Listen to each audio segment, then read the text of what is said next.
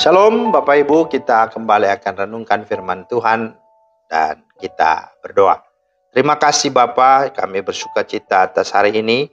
Di akhir pekan kami boleh bersyukur lagi ada kesempatan mendengarkan firman-Mu. Kami rindu hikmat dan pengertian dari Roh Kudus menjadi bagian kami. Dalam nama Tuhan Yesus kami berdoa. Amin. Bapak Ibu, firman Tuhan kita terambil di dalam Markus 4 ayat 35 sampai 37. Pada hari itu waktu hari sudah petang, Yesus berkata kepada mereka, "Marilah kita bertolak ke seberang."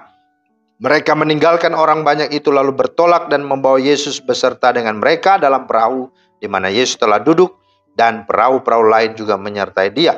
Lalu mengamuklah taufan yang sangat dahsyat dan ombak menyembur masuk ke dalam perahu sehingga perahu itu mulai penuh dengan air. Itulah firman Tuhan yang menjadi dasar renungan kita pada hari ini.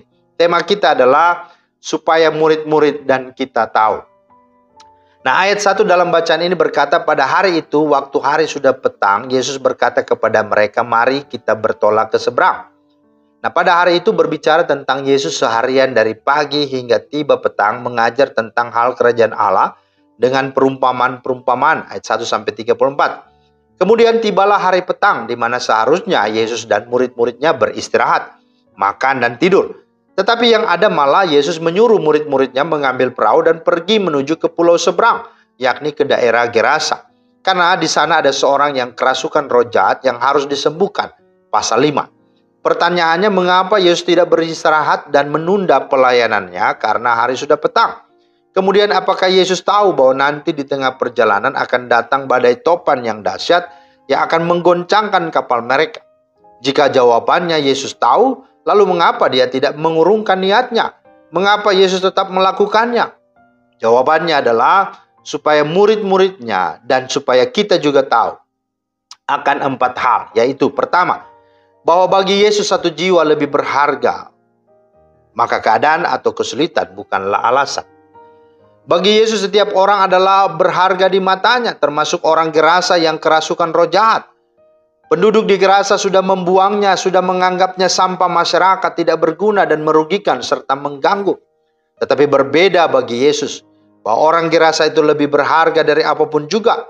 Itu sebabnya Yesus bayar harga untuknya. Kendati Yesus mungkin lelah, mungkin sudah capek karena seharian berjalan dan mengajar, bahkan harus menghadapi badai topan yang kencang dalam perjalanannya bersama murid-muridnya. Terkhusus lagi, demi keselamatan jiwa orang Gerasa itu, Yesus lebih memilih membunuh 2000 ekor babi yang secara hitungan ekonomi pastilah lebih berguna, lebih sungguh-sungguh berharga daripada memelihara orang Gerasa itu. Tetapi lagi-lagi bagi Yesus berbeda, karena setiap jiwa, setiap pribadi dicipta oleh Yesus di dalam rupa gambar Allah, itulah gambar dirinya sendiri. Nah, bagaimana dengan kita ketika memahami dan melihat, menilai orang lain? Yang ketiga, supaya murid-murid dan kita tahu akan hal yang kedua ini, bahwa masalah sehebat apapun tidak bisa membangunkan Yesus, tetapi seruan atau doa kepadanya itulah yang dapat membangunkannya. Perhatikan ketika mereka mengalami goncangan hebat karena badai menerpa kapal mereka. Mereka sibuk bagaimana cara dan upaya mereka supaya kapal mereka tidak tenggelam dan hancur. Tetapi anehnya, Yesus tidur di buritan, pulas lagi. Yesus baru bangun ketika murid-murid berseru minta pertolongan. Hikmahnya adalah bahwa masalah sebesar apapun tidak bisa membangunkan Yesus untuk menolong, kecuali seruhan kita, doa kita, seru sembahyang kita kepadanya. Yang ketiga, supaya murid-murid dan kita tahu akan hal apa? Bahwa Yesus itu Tuhan, pencipta, Dia yang maha kuasa atas segala semesta. Inilah alasannya supaya murid-murid dan kita semua tahu bahwa Yesus bukan hanya guru agung yang mengajar dengan hikmat dan kuasa, melainkan Dia adalah Tuhan yang berdaulat penuh atas semesta dan hidup kita. Dia juga bisa berjalan di atas air, mengubah air menjadi anggur dan terangkat ke sorga. Perhatikan ketika badai itu terjadi, Yesus berkata, "Tenanglah, teduhlah." Maka seketika itu tenanglah dan teduhlah badai itu. Yang keempat, supaya murid-murid dan kita tahu akan apa lagi? Bahwa Yesus yang sungguh-sungguh mau agar murid-muridnya tidak hanya sekedar tahu ya dengan dia, tetapi dia mau supaya murid-muridnya punya pengalaman bersama dengan dia. Pengalaman apa? Pengalaman iman yang sungguh kepadanya. Yesus tidak menghendaki murid-muridnya dan semua kita hanya tahu secara teori, hanya pintar, hanya bisa tahu omong saja. Seperti NATO, no action, talk only. Yesus menghendaki murid-muridnya dan kita semua punya pengalaman bersama dengan dia. Bahkan beriman sungguh hanya kepadanya. Bukan kepada perasaan kita, pada pikiran kita, atau lagi kepada pengalaman semesta apa saja yang kita alami di luar dia. Karena itu, mari kita belajar sebagaimana Ayub 42 ayat 5. Bukan dari kata orang, aku tahu tentang, aku lihat, tetapi aku sungguh-sungguh mengalaminya. Aku melihatnya sendiri. Itu sebabnya Yesus menegur mereka. Mengapa kamu begitu takut? Mengapa kamu tidak percaya? Mari, kuatkanlah imanmu dengan firman Tuhan.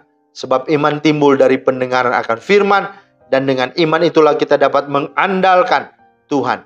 Dan mengalahkan segala masalah apapun. Segala badai tofan. Bahkan segala hal-hal yang menakutkan dalam dunia ini. Mari semua bisa terjadi supaya murid-murid dan buahkan supaya kita semua tahu bahwa dialah Tuhan. Kiranya Tuhan memeteraikan firman dan memberkati kita semua. Mari kita berdoa. Terima kasih Tuhan atas firman-Mu. Kami bersyukur kembali diingatkan, kembali juga ditegur dan diberi motivasi bahwa masalah sebesar apapun Tuhan Engkau punya maksud dan rencana agar supaya hidup kami semakin sadar, mengenal, dan lebih dalam memahami apa yang Engkau inginkan. Dan dengan demikian kami boleh sungguh-sungguh mengalami denganmu bersamamu pengalaman-pengalaman iman yang dahsyat.